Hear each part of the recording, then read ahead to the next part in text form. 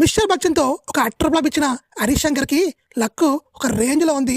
Ram cinema అనుకున్నారు, అయితే mister Bachchan రిజల్ట్తో ఆ సినిమా షెడ్కి వెళ్ళిపోయింది.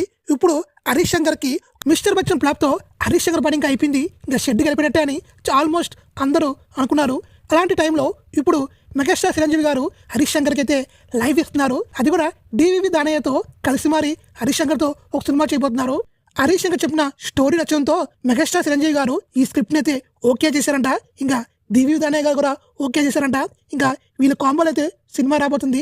మెగాస్టార్ ప్రెజెంట్ విశ్వంబర సినిమాతో బిజీగా ఉన్నారు. అది సంక్రాంతి రిలీజ్ అవుద్ది. ఆ సినిమా అవగానే ఈ సినిమా మే నెలలో అయితే షూటింగ్కి వెళ్తుందంట. చూడాలి, ఇంకా చాలా అప్డేట్స్ రావాలి. అఫీషియల్గా అయితే ఇంకా ఎలాంటి అప్డేట్ రావలేదు. తొందరలోనే అప్డేట్స్ అన్ని వస్తాయని దానయ్య చెప్తున్నారు.